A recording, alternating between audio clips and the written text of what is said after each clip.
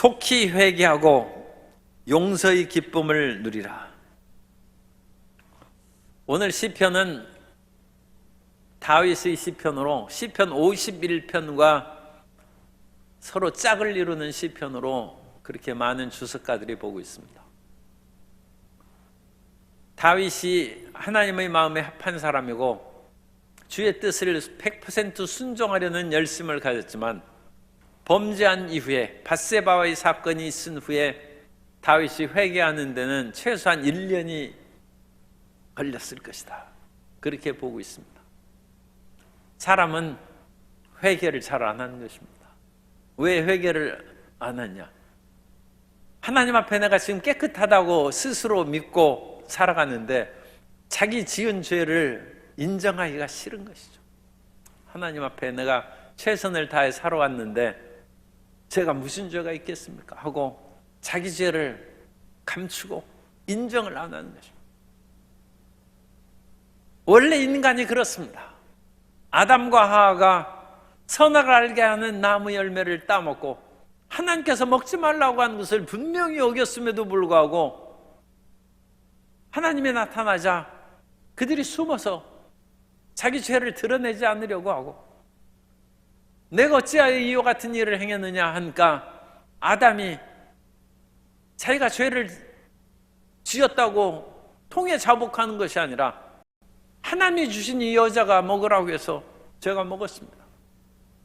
그리고 하와를 불러 물어본 적 하와도 뱀의 유혹으로 말미암아 그 길을 걸어 자기 죄를 잘 인정을 안 한 것입니다. 그러나 죄를 인정하지 않고 시간이 지나가면 지나갈수록 오늘 이제 본문 말씀을 통해서 그 해악을 살펴볼 건데 결국 자기만 손해되고 망하는 것입니다. 그러므로 우리는 속히 회개하고 하나님께 주시는 그런 평화와 기쁨을 누리는 삶을 살아야 됩니다. 사람이 죄가 없이 살아갈 수는 없습니다. 그렇기 때문에 우리는 죄를 회개함으로 용서받는 축복에 들어가야 되는 것입니다. 왜 인생이 죄가 없겠습니까? 인생이 언행심사가 다 죄악으로 말과 행동과 우리의 생각이 죄에 노출되어 있기 때문에 그렇습니다. 마태복음 15장 16절 이하에 보면 예수께서 이르시되 너희도 아직까지 깨달음이 없느냐? 입으로 들어가는 모든 것은 배로 들어가서 뒤로 내버려지는 줄을 알지 못하느냐? 입에서 나오는 것들은 마음에서 나오나니 이것이야말로 사람을 더럽게 하느니라. 우리가 먹는 음식을 손 씻지 않고 오늘날에는 꼭 손 씻고 음식 드셔야 됩니다. 그러나 이전에는 그런 전염병이 좀 없었으니까 손 씻지 않고 먹는 그것이 너희를 더럽게 하는 것이 아니라 마음에서 나오는 것이 더러운 것이다. 마음에서 나오는 것은 악한 생각, 살인과 간음, 음란, 도둑질, 거짓 증언과 비방이니 이런 것들이 사람을 더럽게 하는 것이요 씻지 않은 손으로 먹는 것은 사람을 더럽게 하지 못하느니라. 사람이 자기 생각이 나왔는데 그 생각을 잘못됐다고 인정하기가 어렵죠. 다른 사람 앞에 자기가 말을 했는데 그것이 잘못됐다고 거두어들이기가 어찌 쉽겠습니까? 그럼 자기 스스로 자기를 바보로 만드는 것인데 고집 부리고 인정 안 하는 것입니다. 자기 말이 잘못됐다는 것을 인정 안 하고 자기 행동을 인정 안 하고 자기의 생각을 다른 사람에게 자꾸 주입시켜서 받아들이라고 강요를 할 뿐 자기 생각이 틀렸다고 회개하고 인정하고 돌이키지 않는다는 것입니다. 그러면 그 마음이 괴롭죠. 아니 자기가 올바른 말을 하고 올바른 행동을 했는데 그럼 다른 사람이 그걸 당연히 받아주겠죠. 혹시라도 악한 사람이 있어서 그것을 일부러 거역하고 뒤집을 수는 있어도 바른 말을 한 사람은 그 마음이 평안함이 있습니다. 그런데 자기 마음 스스로도 뭔가 불편하고 그러면 자기가 잘못 생각한 것이고 잘못 말한 것입니다. 그렇다면 속히 그것을 회개하고 마음을 돌이키면 허물의 사함을 받고 인생에 잘못 생각하고 말할 수 있는 것이 항상 있기 때문에 그것을 빨리 하면 자신의 죄가 가려진 자는 복이 있는 것입니다. 그런데 인간은 스스로를 속입니다. 여기에서 2절에 마음에 간사함이 없고 야훼께 정죄를 당하지 아니한 자는 복이 있도다. 마음에 간사함이라는 그 단어는 레미아라는 히브리어를 쓰는데 마음의 속임이랍니다. 속임. 자기 스스로 속이는 거예요. 심지어는 마음에 하나님을 속이는 거예요. 우리 교회의 표어가 하나님께 정직하자고 하는데 그건 하나님을 속이는 일이 많이 있어. 인생은 자기 한 일에 대하여 타당성을 부여하기 위해서 하나님 앞에서도 하나님 제가 바르게 하려고 했습니다 하면서 하나님께 정직하지 않아요. 그건 하나님께서 깨우쳐 주시려니와 두 번째 마음에 속이는 건 자기 스스로 끊임없이 합리화를 시키는 거예요. 그게 자기 속이는 거예요. 자기를 속이는 거예요. 감히 하나님을 속이는 것은 우리가 입에 올리기가 그렇고 남을 속이는 것은 분명히 그건 죄악이니까 뭐 자기 스스로도 남에게 기만하고 사기죄하면 그건 금방 법적으로도 걸리지 않습니다. 그러니까 그건 죄로 드러나는 거예요. 그런데 자기 기만, 자기를 속이는 거예요. 그건 자기 합리화입니다. 어떤 일을 해도 내가 이러이러한 상황 가운데 어쩔 수 없이 했는데 이게 왜 죄냐 하면서 자기 마음을 자꾸 감추는 거예요. 자꾸 감추는 거예요. 자기를 속이는 거예요. 그래서 여기에서 특별히 2절에 마음에 간사함이 없고 그것은 자기 마음을 자기가 속이지 아니하고 그렇게 아주 직접적으로 얘기할 수 있어요. 우리는 내 마음을 속입니다. 내 마음을 속이고 이 정도는 괜찮아. 이건 죄도 아니야. 그러면서 자꾸 속이고 자기 마음을 미혹하는 것입니다. 그런데 그러한 일이 계속되면 디모데전서 4장 1절 이하하는 것처럼 마음이 굳어져요. 디모데전서 4장 1절 이하에 그러나 성령이 밝히 말씀하시기를 후일에 어떤 사람들이 믿음에서 떠나 미혹하는 영과 귀신의 가르침을 따르리라 하셨으니 자기 양심이 화인을 맞아서 외식함으로 거짓말하는 자들이라. 자기 스스로 거짓으로 자꾸 꾸미고 거짓말을 하면 마음이 굳어져서 결국은 귀신의 가르침을 따르고 귀신의 가르침을 따르는 것이 이단 사설에 빠지는 거예요. 아니 어찌 저렇게 이단에 빠져가지고 그 속에 충성을 다하고 저렇게 이단에 빠져가지고 정신을 잃어버리고 괌섬에 가 있든지 아니면 뭐 저는 태국에 또 갔다 그런 데를 어찌 저렇게 가나 싶은데 자기 자신을 자꾸 속이고 자기 자신을 미워하다 보면 분별력을 상실하고 결국은 양심이 굳어져서 화인 맞은 것처럼 되어서 이단에 끌려가고 마귀의 종류로 끌려다니는 것입니다. 그러므로 자기 합리화가 자칫하면 큰 화에 빠지는 그런 길이 된다. 그래서 자신에게 진실한 필요가 있습니다. 로마서 8장 1절 이하에 보면 그러나 우리가 회개하고 예수님 앞에 나오면 그러므로 이제 그리스도 예수 안에 있는 자에게는 결코 정죄함이 없나니 이는 그리스도 예수 안에 있는 생명의 성령의 법이 죄와 사망의 법에서 너를 해방하였습니다. 그러나 아무리 큰 죄를 지었다 할지라도 우리가 예수님의 십자가 앞에 나아가서 우리 죄를 자백하면 우리 죄 사함을 받고 생명과 평안함이 다가오게 될 줄로 믿습니다. 그러지 자기를 합리화해서 나는 별로 죄 지은 거 없어 자꾸 그것을 감추고 감싸고 굳은 쌀이 배기도록 만들 필요가 없어요.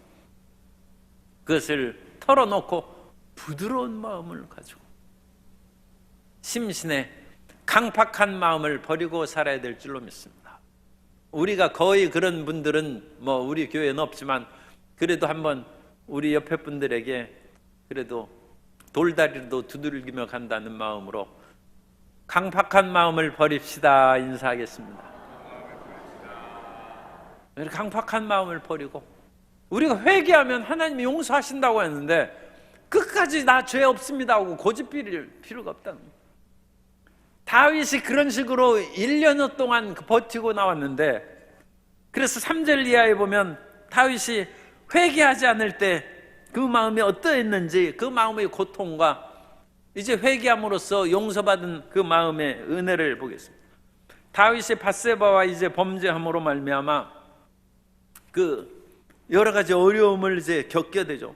그런데 그 기간을 1년으로 제가 말씀드린 것은 사무엘하 12장 1절에 보면, 이건 뒤에 이제 우리가 말씀하겠습니다만, 1절에 야훼께서 나단을 다윗에게 보내시니, 다윗이 회개를 너무 안 하고 그러니까 할 수 없이 선지자를 보냈어요. 나단을 보내시니 그가 다윗에게 가서 그에게 이르되, 한 성읍에 두 사람이 있는데, 어쨌든 이 말씀은 나중에 하고, 그래서 다윗에게 나단이 왔어요.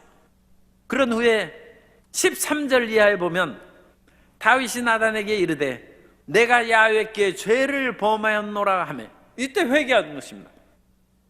나단이 다윗에게 말하되, 야훼께서도 당신의 죄를 사하셨나니 당신이 죽지 아니하려니와 이 일로 말미암아 야훼의 원수가 크게 비방할 거리를 얻게 하였으니 당신이 낳은 아이가 반드시 죽으리이다 하고, 다윗이 밧세바와 죄를 지었고 아이를 낳았으니까 1년이 됐죠. 10달이 지나서 나왔고, 이 아이가 조금 어느 정도, 다윗이 1년 동안 회개를 안 했어. 아니, 다른 사람, 남편 있는 아내를 뺏어다가 자녀를 갖게 하고 그 남편을 전쟁터에서 죽이기까지 했는데도 다윗이 회개를 안 했다니, 이게 참 놀라운 것이죠. 이 사람이, 다윗이 이것을 통하여 자기 합리화를 시킨 거야. 무슨 합리화를 시켰을까? 제가 생각해 보면, 아니, 우리아가 왜 남이 들여다보는 대낮에 그 마당에서 목욕을 하고 그러느냐, 이것은 밧세바의 잘못이지 내가 무슨 잘못이야. 나를 유혹하거나 아니면 시험에 빠뜨리는 밧세바의 탓이지 나는 원래 그런 마음이 없었고 난 깨끗하다는 거야. 자기 합리화를 시킨, 아니 자기가 부르고 그와 같이 감추고 그런 것을 인정을 안 하는 거야. 아, 사람이 그런 거 보인다고 해서 보이는 대로 다 죄지면 이 세상이 어찌 되겠습니까?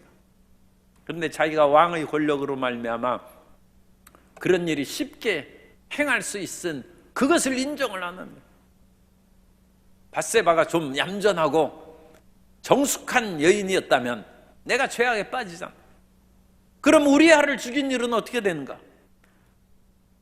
사무엘하 11장 24절 이하에 보면, 활 쏘는 자들이 성위에서 왕의 부하들을 향하여 쏘매 왕의 부하들 중 몇 사람이 죽고 왕의 종 햇사람 우리아도 죽었나이다 하니, 다윗이 전령에게 이르되, 너는 요압에게 이같이 말하기를, 이 일로 걱정하지 말라. 칼은 이 사람이나 저 사람이나 삼키느니라. 여기까지 하요. 그래서 우리아를 내가 안 죽였잖아. 요압에게 편지를 써가지고 극렬한 전쟁터에 보내서 적군의 손에 죽이라고, 자기가 요즘 용어로는 살인 교사를 하는 것이죠. 자기가 죽인 것이죠. 그런데 실질적으로는 적군의 손에 죽었으니까 언제 하나님 내가 죽였습니까? 우리아가 죽은 것이죠. 적군의 손에 죽은 것이죠. 다윗이 우리아의 전사 소식을 들으면서도, 아, 칼은 이 사람 저 사람에게 가리지 않고 하니까 뭐 그건 안타깝지만 어쩔 수 없습니다. 그리고 나서 밧세바를 데려왔다는 거예요. 아, 남편 죽었으니까 뭐 그 재혼할 수 있죠. 그러나 성경에 보면 그 장례를 마침에 다윗이 사람을 보내 그를 왕궁으로 데려오니 그가 그의 아내가 되어 그에게 아들을 낳으니라. 다윗이 행한 그 일이 야훼 보시기에 악하였더라. 하나님 보시기에 악한데 다윗은 회개를 안 했습니다. 그 여인을 데리고 오고 시간이 지나서 아들을 낳았고, 하나님 보시기에 그 하는 짓이 얼마나 악한지, 간음죄와 살인죄를 지었음에도 불구하고 다윗은 회개하지 않고 여전히 자기 합리화를 하고 지금 지내고 있다는 것입니다. 오늘날 우리가 세상에서 마음의 언행심사가 다 예수님께서 처음에 제가 읽어드린 것처럼 다 죄에 노출되어 있어요. 그런데 우리 말하고 행동하고 생각한 그거에 대해서 하나님이 원하신 만큼 하나님 보시기에는 악한데 우리는 너무 마음이 느긋하고 그야말로 이해심이 많아가지고 그 정도야 인생이 살아가야죠 하면서 자기 합리화를 끊임없이 하고 있다. 끊임없이. 그러나 그와 같은 일을 계속하면 해악이 다가오는데 이 해악은 우리 마음은 괜찮다고 그러는데 몸이 말을 안 들어요. 이게 참 희한한 거예요. 내 마음은 하나님 내 죄 안 졌습니다. 그리고 자기 합리화를, 이건 밧세바의 유혹의 죄고 우리아가 무리하게 전 안에 갑옷을 좀 두 겹으로 입고 가든지 그래서 해야지. 내가 죽인 거 아니다. 그런 식으로 마음에 찾고 버티고 가는데 이상하게 다윗이 몸이 마르기 시작하고 뼈가 약해져. 그런 일이 생겨요.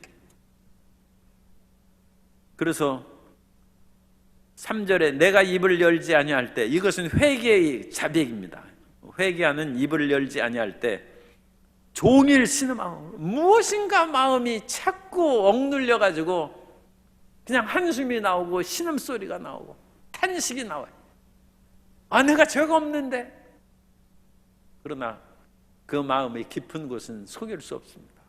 그리고 내 뼈가 쇠하다. 이 뼈가 쇠하다는 것은 우리말 성경으로 읽어드립니다. 우리말 성경으로 시편 32편 3절에 보면 내가 죄를 고백하지 않고 온종일 신음할 때 내 뼈들이 다 녹아내렸습니다. 사람이 뼈가 녹는다. 죄를 회개하지 않으면 뼈가 녹아내린다. 그렇다고 골다공증하고는 틀려요. 그것은 비타민 D를 섭취하시고 운동하시고 열심히 해야 돼요. 모든 걸 잘 먹고 비타민 주사도 맞는데 뼈가 연약하다. 그러면 혹시라도 회개하지 않은 것이 있는가? 그때는 그걸 살펴봐야 돼요. 자기가 죄를 고백하지 않으므로 내 뼈가 우리말 성경에는 녹아내린다. 그런데 잠언서 17장 22절에 보면 마음의 즐거움은 양약이라도 심령의 근심은 뼈를 마르게 하느니라. 다른 사람, 멀쩡한 사람 그 가정을 파탄내 놓고 남의 아내 빼앗고 남편 죽게 만들었으니 심령이 기쁠 까닭이 뭐 있어요? 그러니까 심령이 어딘가 마음이 수심이 가득한 거예요. 아무에게도 얘기할 수도 없어, 죄 졌다고. 그러나 그 뼈가 마른다는 거예요. 다윗이 이런 경험을 했다. 우리가 뼈가 튼튼해야 임플란트도 하고 뼈가 튼튼해야 골절대도 금방 붓고 그러지, 뼈가 약하면 온데 부실해가지고 잘 다니고 생활하는데 어려워. 우리 이 잇몸의 뼈가 튼튼해야 임플란트가 탁 돼가지고 씹지. 그렇지 않으면 뼈가 녹아내리면 이 임플란트도 못해. 그런데 수많은 원인 중에 하나를 우리가 찾았어요. 그 하나는 회개하지 않으면 그렇다는 거예요. 회개하지 않으면. 그리고 그 다음에 4절에 보면 하나님께서는 사랑하는 자녀가 잘못했으면 끊임없이 회개하라고 하나님께서 마음에 주시니까 4절 주의 손이 주야로 나를 누르시오니 내 진액이 빠져서 여름 가뭄에 마름같이 되었나이다. 이것도 공동번역으로 읽어드립니다. 4절 밤낮으로 당신의 손이 나를 짓눌러 이 몸은 여름 가뭄에 풀 시들듯 진액이 다 말라 빠지고 말았습니다. 이 몸의 진기가 빠져. 이거 보약 먹어도 소용없어요. 이 녹용 산삼 온갖 것 해가지고 또 보신탕 먹어도 소용없어요. 이제 보신탕 먹는 것은 법적으로 금지됩니다. 우리나라에서. 지금 여야가 마음을 합해가지고 보신탕을 먹는 것은 허락하지 않고 개 도살을 금지하는 법안을 지금 진행입니다. 그런 거 먹어도 헛것입니다. 회개하지 않으면 몸의 진액이 빠져나가는 거예요. 이건 지금 굉장한 것입니다. 뼈가 마르고 몸의 진액이 빠져나가는 거예요. 그래서 마음에 죄악의 어떤 그런 것들이 남아있으면 그것이 우리 몸에 엄청난 해악작용을 한다. 그러니까 이런 것들을 제거하면 마음의 즐거움은 양약이라는 거. 보약 먹을 필요 없어. 몸이 저절로 그냥 좋고 힘이 생겨요. 그래서 당신 말이지 얼굴이 어찌 빛나고 하얗습니까? 무슨 보약 드세요? 보약은 무슨 보약? 어젯밤에 회개했습니다. 그게 이제 사실인 거예요. 어젯밤에 회개했더니 다음날 아침에 당신 어젯밤에 남모르게 보약 혼자 보약 드셨죠. 하나님 앞에 정직했다.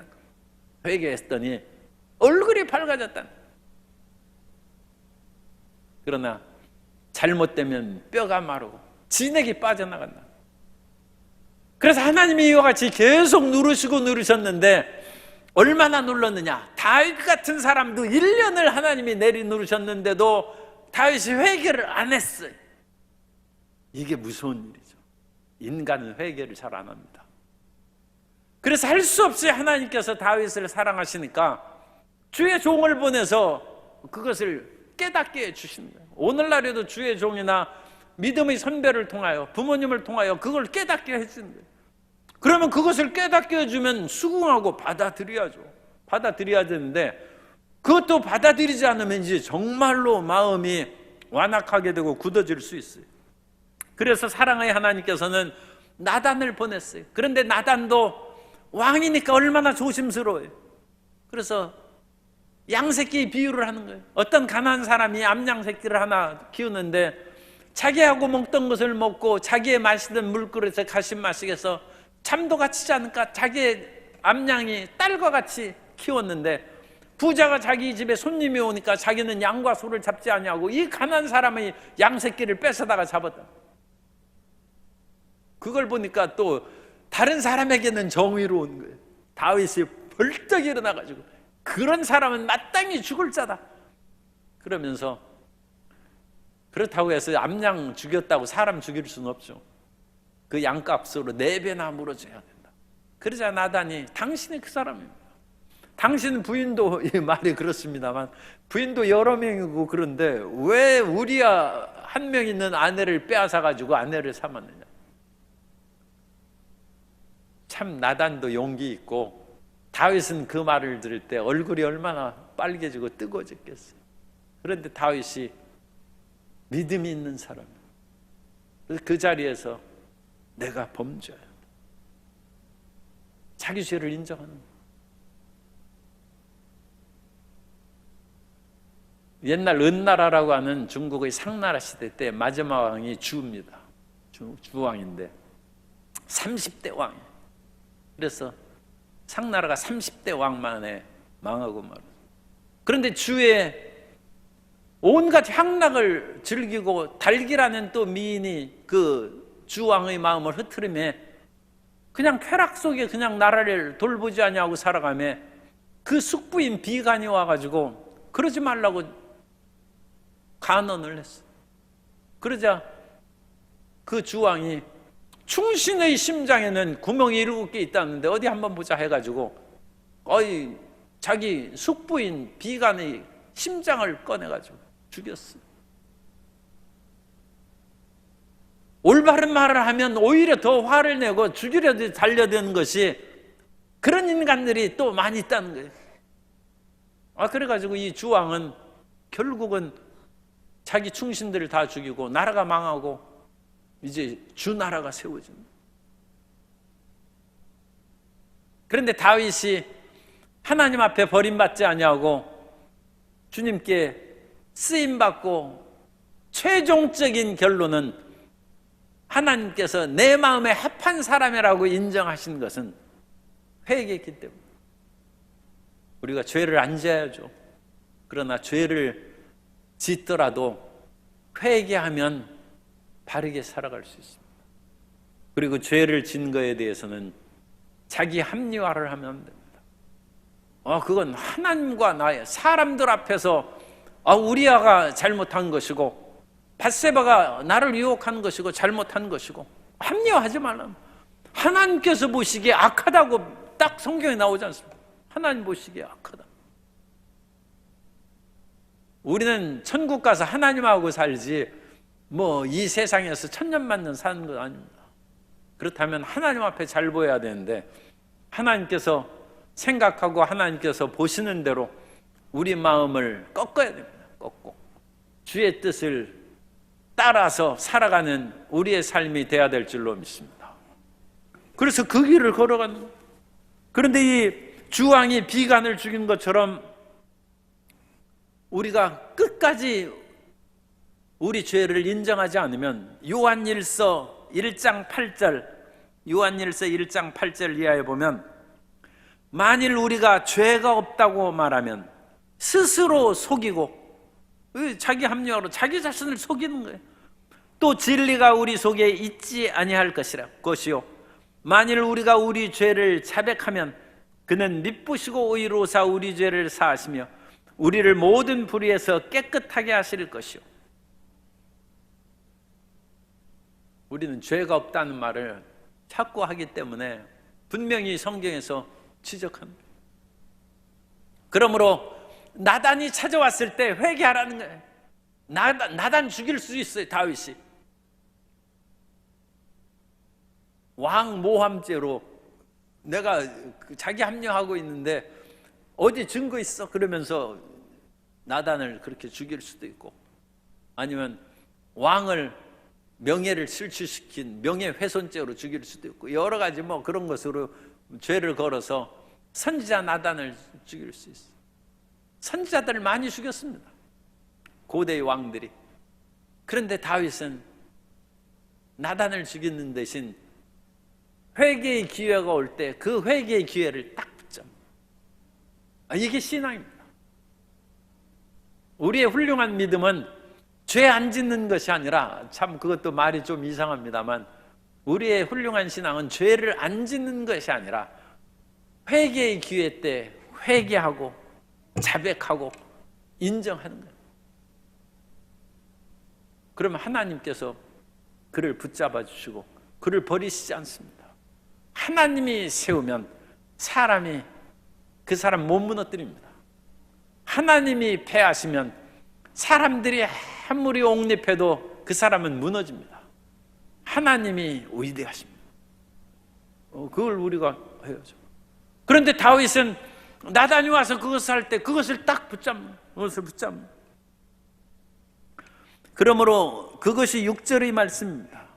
6절에 이로 말미암아 모든 경건한 자는 주를 만날 기회를 얻어서 주께 기도할 것이라. 주님을 만나 회개하고 하나님 앞에 돌이켜서 하나님을 만날 기회를 딱 붙잡고 그 길로 걸어가라는 것입니다. 그러나 하나님께서는 우리에게 회개 기회를 많이 주신다는 것을 우리가 이 말씀을 통하여 깨달을 수 있어요. 우리는 하나님이 기회를 주셨는데도 불구하고 자기 합리화로 그걸 인정하지 아니하고 지나가고, 그러면 하나님께서 또 한참 지나가다 또 기회를 또 지나가고, 그러다 보면 세월이 6개월, 1년, 다윗도 최소한 1년 걸렸는데 일반 사람들은 몇 년씩 걸리는 거예요. 몇 년씩 뼈가 마르고 마음에 진액이 빠져나가고 하나님을 위해서 하는 일은 하나도 없어요. 그 마음에 그런 식으로 지금 고통과 좌절의 길을 걸어갔는데 하나님 나라를 위하여 무슨 일을 하겠습니까? 그러니까 이중으로 자기도 죽고 하나님께 상 받을 일도 다 하지 않고 그런 식으로 시간을 보낸 즉 죄악과 회개하지 않는 마음은 사탄의 책략입니다. 사탄이 믿는 사람들을 엄청나게 그것으로 파멸이고 끌려가고 마지막 회개해가지고 죽을 때 천국 가고 뭐 그럴 수는 있을지 몰라요. 그러나 구원받되 부끄러운 구원받는, 회개치 않는 자기 고집으로 강팍한 마음으로 살다가 아무 한 일이 없이 그렇게 살아가는 것입니다. 스가랴 10장 1절을 스가랴 10장 1절 봄비가 내릴 때 비를 구하라는 우리 성경의 번역인데 바른 성경으로 읽어드립니다. 봄비 내리는 계절에 야훼께 비를 구하여라. 이는 번개와 소나기를 내려 그들 각 사람에게 밭의 농작물을 주실 것이다. 봄비가 필요할 때 비를 구해야지. 봄비 씨앗도 뿌리지 않냐고. 요즘에 지금 비가 많이 오면 별로 안 좋죠, 그죠? 농사에. 지금 그래서 우리가 추석에 과일을 사 먹어야 되는데 과일 값이 지금 굉장히 비싼데 비가 또 어제 밤새 내리더라고. 그래가지고 6개월 전에는 밤새 비가 내리니까 얼마나 기분 좋게 잠이 들었는지 몰라요. 이거 내가 불안하라. 나는 과일 장사도 아닌데 과일값 오르면 어떡하나 싶어가지고. 우리 성도님이 지금 과수원하는 분도 있어요. 그래야 열매 떨어지면 어떡하나 싶어가지고. 또 시골에서 옛날에 살았기 때문에 이 비가 벼 수확에 또 좋지 않을 것입니다. 이렇게 비가 많이 오면 벼가 이삭의 그런 연글고 그런 것도 방해가 될 건데, 그 비가 내리지 않을 때에는 비가 내리면 안 돼. 그래서 봄비가 올 때 비를 구하란 말은 시기적절하게 그때에 맞춰서 우리의 기도를 하고 하나님의 때에 맞춰서 우리 삶을 이끌어가라는 거예요. 그러지 하나님의 때가 되지 않는데 한겨울에 파종한다고 하나님 앞에 부르짖어 기도하고 하나님 지금 심습니다 거두게 해주시. 제발 그렇게 하지 말고 때를 맞춰 살라는 거예요. 그리고 겨울에 굳이 씨앗을 뿌리려면 겨울하고 우리나라 반대된 호주 가서 씨를 뿌려야지. 호주를 그래야지. 왜 우리 겨울에서 지금 다 쉬는 때 왜 그때 씨를 뿌린다고 그럽니까? 계절이 정반대인 다른 나라에서 요즘엔 비행기 타고 가면 할 수 있으니까 그렇게 해서 그것도 좋은 생각인 것 같은데, 여러분 돈 많이 벌면 우리 남반구에도, 우리는 지금 북반구에 있으니까 남반구에도 또 하나 뭐를 마련해 가지고 여기에서 하고 겨울에서는 거기 가서 사업하고 이렇게 해서 계속하면 이중으로 수입을 올릴 수 있는 그런 생각이 듭니다만, 어쨌든 봄비 내릴 때 비를 구하라는 거예요. 그래서 여름 가뭄 때 비 구하지 말라는 거예요. 그런 것처럼 하나님께서 회개하라고 할 때 회개하라는 거예요. 회개하라고 할 때 마음 강팍하게 먹고 하나님 나 죄 지은 거 없습니다 하면서 자기 합리화하지 말고 그때 통해 자복하면 주님께서 우리 죄를 용서하시고 우리 삶을 회복시켜 주실 줄 믿습니다. 회개할 때 회개하면 하나님께서는 우리에게 복을 내려주셔서 시편 119편 114절 이하에 있는 것처럼 주님께서는 주는 나의 은시초요 방패시라. 내가 주의 말씀을 바라나이다. 너희 행악자들이여 나를 떠날지어다. 나는 내 하나님의 계명들을 지키리로다. 그래서 못된 친구들 행악자들을 떨쳐버리고 하나님께 들어가 피한다. 그래서 악을 합리화하면 악한 친구들이 항상 주변에 있기 마련입니다. 그러나 그것을 떨쳐버리면 하나님이 우리의 은신초고 우리의 보호자가 되시고 우리의 반석이 되고 승리의 은혜를 내려주실 줄 믿습니다. 그래서 하나님께서는 이와 같이 회개할 때 회개하라는 거예요. 그리고 회개할 때 회개의 기회를 딱 잡은 사람이 다윗이라는 것을 잊지 마세요. 회개하라고 할 때 회개의 기회를 안 붙잡은 사람이 사울이에요. 사울은 다윗처럼 그와 같이 끔찍한 죄를 짓지 않았어요. 그런데 이 사울은 하나님의 명령을 어기고 아말렉 사람들을 살려주고 사무엘이 와서 당신 어찌 이런 일을 했습니까? 사무엘이나 나단이나 지금 똑같은 말을 하는 것입니다. 당신이 하나님의 명령을 그렇게 거역하고 이 양과 소의 울음은 무엇입니까? 그러자 사울이 내가 범죄하였노라. 하나님의 명령대로 100% 시행하지 않았습니다. 자인해야지. 그런데 자기 합리화로 무리들이, 백성들이 이 양과 소를 하나님께 제사 올리자고 해서 내게 가져왔습니다. 그러자 사무엘이 책망하는 거죠. 하나님이 번제나 다른 제사를 그 말씀 순종하는 것을 좋아하심 같이 좋아하시겠나이까? 아니, 하나님이 제물을 잡수십니까? 그 제물이 소고기 탄 그 탄냄새를 하나님이 맡으시겠습니까? 하나님은 그 말씀을 따르는 것을 좋아하는데 왕이 하나님의 말씀을 버렸으므로 하나님께서도 왕을 버리신다. 말씀이 하나님이십니다. 그런데 왕이 하나님 말씀을 하찮게 여기고 저버렸는데 어찌 하나님께서 왕을 지키고 보호하게 했습니까? 사울은 사무엘이 시작할 때 내가 잘못했다, 그걸 못 붙잡았어. 기회가 주어졌는데 기회를 못 잡은 것입니다. 하나님이 무조건 사울을 저 사람 버려야 되겠다 해서 버린 것이 아니에요. 사무엘을 보내서 기회를 주었어요. 그런데 사울이 안 붙잡았어. 그걸 버리고 자기 고집대로 나갔어. 그런데 다윗은 훨씬 더 부끄러운 지적을 했어요. 그런데 다윗은 그걸 딱 붙잡니다. 회개할 때 회개해야 됩니다. 그랬더니 하나님께서 다윗을 용서하시고 그를 더 영화롭게 주님께서 세워주신 거죠. 그래서 우리는 언제나 하나님 앞에서는 기회가 있습니다. 하나님은 영원히 자비하시고 영원한 사랑을 가지신 분입니다. 그러므로 하나님 앞에는 항상 기회가 있습니다.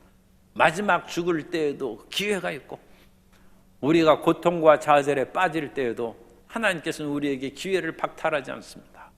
그 하나님께서 주신 기회를 붙잡고 의로 향한 생명길로 전진해 나가는 성도 여러분 되시기를 예수님 이름으로 축원합니다. 그래서 다윗이 이제 마지막 권면하는 것입니다. 그래서 8절부터 11절까지는 내가 이와 같이 뼈도 마르고 진액도 빠지는 고생하다가 내가 회개했으니 8절 내가 내 길을 갈 길을 가르쳐 보이고 너를 주목하여 훈계하리로다. 갈 길을 여기에서 가르쳐 보이는 건 뭐예요? 회개하고 기회 주시면 주님 앞에 붙잡고 회개하라. 이게 갈 길이죠. 인생에 살아갈 수 있는 수많은 길이 있지만 정말로 인생에 가야 할 길은 하나밖에 없습니다. 그 하나의 길은 하나님이 원하시는 길을 가는 그 길밖에는 우리에게 다른 길이 없습니다. 그 길을 걸어가라는 거예요. 그래서 다윗도 내 갈 길을 가르쳐 보인다. 회개하고 의의 길을 걸어가라는 것입니다. 그러면서 9절 너희는 무지한 말이나 노새같이 되지 말고, 말이나 노새는 제갈과 굴레로 단속해서 이 끌고 억지로 와야 겨우 그것을 놓는데 이 비참하잖아요. 그러지 말고 하나님께서 기회를 주실 때 자발적으로 회개하고 온전하게 길을 걸었다. 어떤 아주 사람들에게 거친 말과 행동을 하는 사람이 있었어요. 그런데 희한하게 그 사람이 꿈이나 그런 환상의 소리를 들어요. 그래서 꿈의 천사들이 그러지 말라는, 그리고 환상 가운데는 선한 천사들이 와서 바른 길을 보여주기도 했어요. 그런데 그런 것을 다 무시했어요. 그런데 어느 날에는 천사가, 2명의 천사가 검은 옷을 입고 딱 찾아왔어요. 그래서 그 사람이 소리칩니다. 천사들 난 필요 없으니까 가라. 그런데도 불구하고 그 2 천사는 그를 딱 붙잡더니 그냥 끌고 갔어요. 그 사람을 죽음의 세계로 끌고 갔어요. 마지막 죽음의 사자는 사람의 말을 듣지 않습니다. 그 전에는 우리가 여러 가지 선한 영들의 그런 인도함과 지적을 듣고 훈계를 우리에게 줍니다. 우리가 속에서 어떤 선한 생각이나 아름다운 생각이 이렇게 들어올 때가 있어요. 물론 나쁜 생각도 들어요. 그것을 예사롭게 생각하지 말고 자세히 그걸 잘 분석해야 됩니다. 그건 대개 하나님의 선한 영들이 우리에게 불어넣어 주는 것입니다. 물론 악한 영들도 악한 생각을 불어넣고 그런 일이 있습니다. 그런 것처럼 모든 사람에게 그런 기회를 줍니다. 그러나 마지막 천사는 그냥 데려갑니다.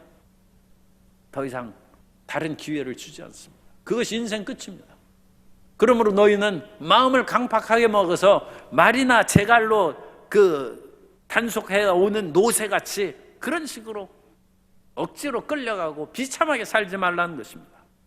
그러면서 악인에게는 많은 슬픔이 있으나 많은 슬픔 정도가 아니죠. 마음도 슬프고 뼈도 녹아내리고 진액도 빠지나 야훼를 신뢰하고 회개하는 자에게는 인자하심이 두리로다. 11절 너희 의인들아, 11절 띄울 수 있어요? 11절 우리 11절 있으면 다 같이 읽도록 하겠습니다. 32장 11절 다 같이 읽겠습니다. 너희 의인들아 야훼를 기뻐하며 즐거워할지어다. 마음이 정직한 너희들아 다 즐거이 외칠지어다. 여기서 의인은 당연히 하나님 앞에 돌이켜서 회개한 사람이 지금 의인이죠. 그리고 자기 마음을 스스로 속이는 자기 합리화를 벗어나서 정직하게 된 그 사람 다 즐거이 외칠지어다. 마음이 기울면 그건 배가 기운 것입니다. 배가 기울면 물이 들어와서 배가 침몰하는 것처럼 마음이 기울으면 슬픔과 비탄과 고통이 다가오고 마음이 정직하면 바를 정 곧을찍입니다. 마음이 바르게 딱 해서 곧게 서면 기쁨과 평안이 넘치고 결코 배가 침몰하지 않습니다. 하나님께서 오늘 우리에게 말씀하십니다. 너희 뼈가 상하고 몸이 진액이 빠지는 그 이유 중에 하나가 회개차는 마음이다. 마음을 회개함으로 속히 마음을 돌이킴으로 기쁨과 즐거움 가운데 살아가라고 말씀하십니다. 그것은 우리의 뼈로 윤택하게 하고 양약이 되어서 건강과 생명의 평안을 주시는 것입니다. 그러한 은총으로 충만히 체험받게 되시기를 예수님 이름으로 축원합니다.